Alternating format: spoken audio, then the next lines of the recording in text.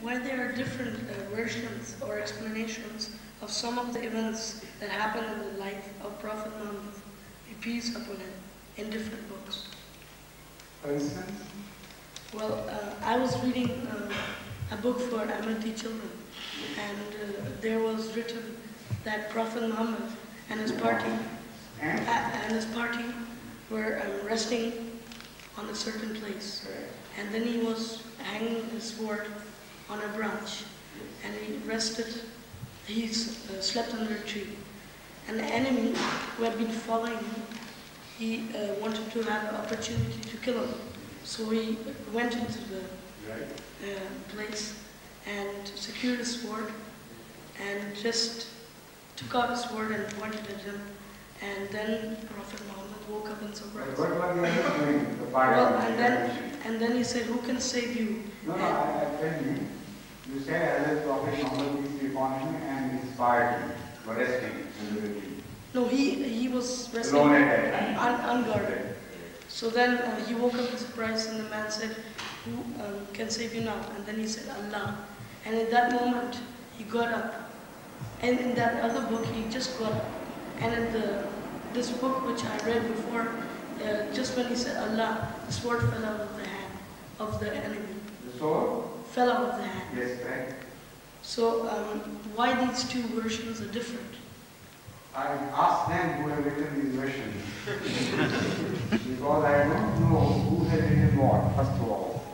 Number two, if you want to ask me which one is correct, that I can tell you. But why somebody has committed a mistake, that I don't know. No, because I was wondering, I didn't know. Yes, but you can ask this question if you want to. Which one is the correct? Okay, which one is the correct? Oh, yeah, that's right. The second one. The fact is that when Hazrat Muhammad Mustafa Sallallahu Alaihi Wasallam kept lying in complete peace and calm and didn't show any excitement whatsoever or any fear at the enemy holding his own sword and threatening him to kill. So when he said, "Who can save you?" he said, "Allah." That had such a big impact on the man with the sword that he was overawed and his hand shook with the sheer impact of the greatness of the man who was lying before him. And the sword fell from his hands. So Hazrat Muhammad Mustafa Sallallahu Alaihi Wasallam picked up the same sword.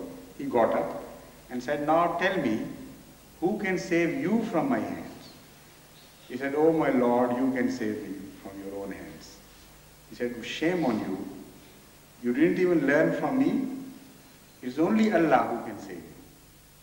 So when this man heard this, then he knew that he was a true man and he accepted Islam. This is the whole story. So some people may relate it, differently, because sometimes these traditions are found differently in different books. You know that traditions of the Holy Prophet were preserved much later after his death, after they started being collected about 200 years from his death. And because the Arabs had a good memory, they were still reliable. But there were so many versions coming in from all various the lines of tradition that in between there were people who could have forgotten certain things, people with weak memory, and some other things may have happened. Sometimes people might have imagined things, and after a very long time they started believing that this was also there. This happens with everybody, even today. So because of these things, some minor differences crept into the traditions. And these are to be observed by these various versions. And sometimes the author of a particular book himself chooses to be brief for some reasons. He thinks the purpose is served by telling just this much, and he intentionally leaves things out.